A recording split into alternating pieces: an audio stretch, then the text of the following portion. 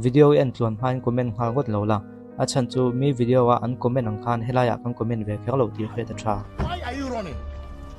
are you running ban video ma sa po khan hemi chung chang e soi se la ni mo fak view ni mo ka nei lem lo wa mi a khria in ti te na an soi ka soi chong ani maya Keifang lama a khedeu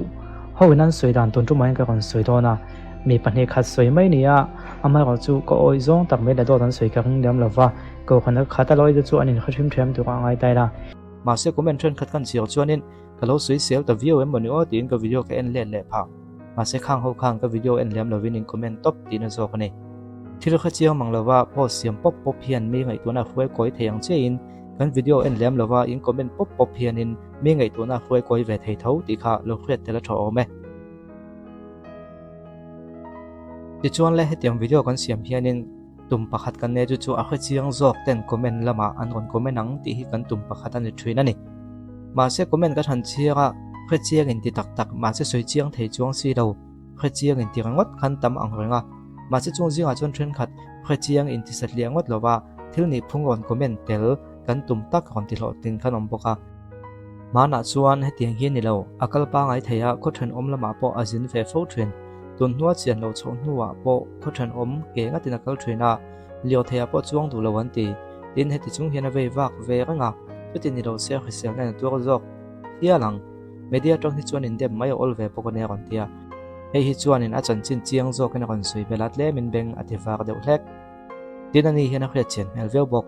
zinga ma taka thowa ti hian exercise te lai na te kual rang train hei hi tan chuan dam doi thatak ania hetiang hian langchhuak bang lo se chu mana kha min pe lo san toin garing atai mak em awang hian adam khuwa po sei pha le in ka khia arim chet ivel kha chu ka khwe ve lem lawa ma se Keifang mi hluna nia ama de chuan local tok nam vela te po azaina sa theilo tu kong puya kan don te hi chuan lir thei te lo tam towa a mu fu hi chuan an kan pui tlang puin ka khia ba hi chu taksa khu siang la poi mo em awang hian puya nga ya kan da vak to lo ani mele ama ro chu step pa te hi chuan kalagam chang hi chom pui thei khram kham chu nei sia tha ka thop mai ka mi mal ngai dhanin ma se ngai ti thad lo em na tuk le in dem view na tuk chu om lem lo a ke chuan ka ngai ron te hi poi comment pa ngai pui tling pa ngai khop mai tin ka video chuan ni khek lo nga video dang ani mai theya comment lama khol pan lo le hetiang ta na kal na tuk chu tiang kha tiang ti om ani mai theya biakin hnung lama po hem to ka tan lu theina om boka ke kal na nuam tak ka om boka ni tin hemi alan na bak pe lama hian entrance dang nuam tak mai om thu kha an ron tak lang boka ni chu chu an tak lan chon ve kha thain ka khria chan chu thil serious ta kani ve thei wangin thren khat ama lo tong to comment ani ka ringa o pui tur pon pui adu lenem atwa phuran tum pon atang tlata traffic ho pon veng tlat zela lom pui tum pon a pui thei lo lom ti ngai nom lo an kon tia hi chon tun mai pui lo tum ve te pon mai theya a khria chian mel deu wang ka han tilang ani le pan hi chu kan tilang tuang Keifang khuwa ka nia ma hi ni leng leng na chuak thrin bok ka thian nu nu u ania achung te chuan an ngai to te meu mai ma se ama thu te hian om ve tlat to thina kon tia chuan a top beka hianin hemi arim chia ka ti chung chang kha tren kap me kon te menom viau maya sai mu ang deuh hi kan nia mi so min sai an huwa report an han pe chu a thenin ro la lang anga lo man tia a thenin bang anga lo man tia a thenin free khwal anga lo man tia a thenin ban lian deuh anga lo man tia an hudan phang phang an han sei khan ain ang lo vek me anin hel lu doya ma se alo ngai thatu kha chuan e tin kha thiam da thu ani atiang deuh khan arim chia chung chang po hi lai hianin pakhat chuan om ta in train om bang train kan nia achung te hian am bol fai train ma se zun hian a ke tok hi zun khum traina tom no po ane thove la tuk mi te zara ma se ma hian hak du song te hi nei ve ta achung te la ko khan khotlang ang zong poin ma na ta to tun thengin du sakna dong ranga tu ma hi dem tu kanam lo han en kol ve line khathiam ve me ang kon tia tikhanin mi modan khong khang ka soita ka kon tak lang ta thil ni phung khain khret thiam ka ringa chu wang chuanin ka video ma salama ka khaikhawm no pok khang ka khaikhawm le don ani ki chu hetiang hi ani na taka chuan reality hi oma social media khovel hi om boka social media khovel le reality hi khovel tak tak zok kan tiang english lovin o social media khovel le tuna kan chen khovel tak tak hi kan thlia kan thiam hon to khovel tak tak kan en liam ka ti khana thalo zong ni ro ne kha tu da comment rang khan mo ngaya kan nei deu le thil ni phung pa ngai thil kal pa ngai hi social media kan tang lan hian thil serious deu ni thei chu wang chon social media kan tang lan tu hi film ko ngai to khop mai ka tia chan chu kom chakano pangin buan mai po social media taklan chuan heo a u zo khin anau khi avati du ta ve mole tin thilapun lun chiam thei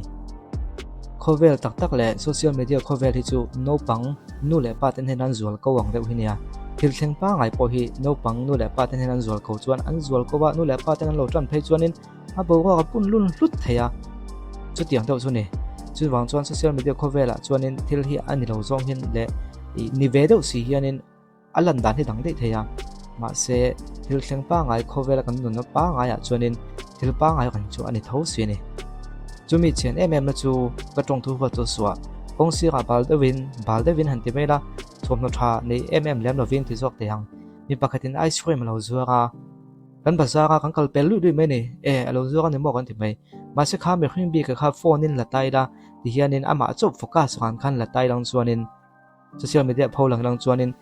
akal pel ho khen ka tingan le chak lo le nga tian trampui lo le o mi trampui ngai poi kan mu thel to kan ti de tho siang social media chon focus bi kan ei thuina ama ko chutia kan nun kan manai chonin thil focus bi kan ei khan palawa kan phek en pop maya ama ko social media chon mi pakhat chu khaten kan focus a chu wang chon thil adik thei to lo ni chu wang chon social media thil lang hi comment dan chin to kan thiam te ponga ya in thenom no la mel che ti do eng tan mai ti lo pokha thalem mun khwa kan tak maya ama nen chu khan kum kha chungom teu azunai weng meng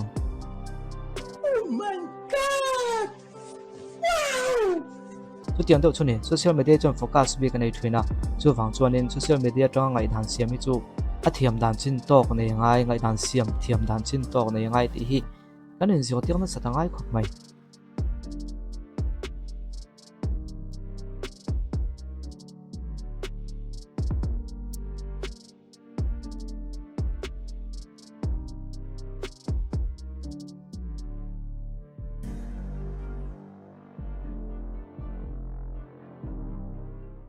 khailen zo vain chu bai kan buk chu helai hianin hei thlak pakhat vai kan on oma chu zo politics le news a hian zo ma ma kan ti hian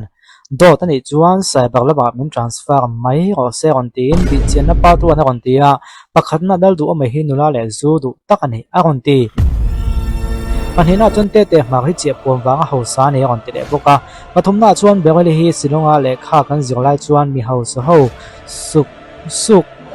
suk book kan ti thin suk chu kan khianga sum le suk om thin khamo suk bu kan te ka lamdang kha dik lo de lo kha thiam bo o ta khan alam dana kha dik zo kang chu chuanin palina chun bi chanzo hi NGO lem manga hausa ni NGO lem mang hausa ni ga kha thiam che lo pangana bangal thani hi a om pui pong sol tu ni hau em kha chu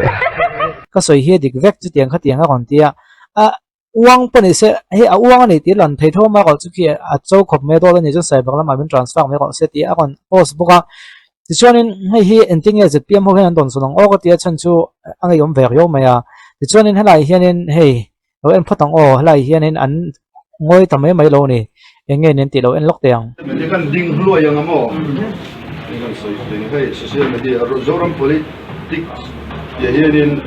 zoram ma hianin kan ho tu te hian ya par jet mai ni zo tong kam ko moi chia lo a kan ngai lu hian wan dia zpm mla minister bi chen pa puan pakhat na lal do me hin na le zu takani panina te mar hi chia pom wanga hausa ani pathumna berili hi silonga le kha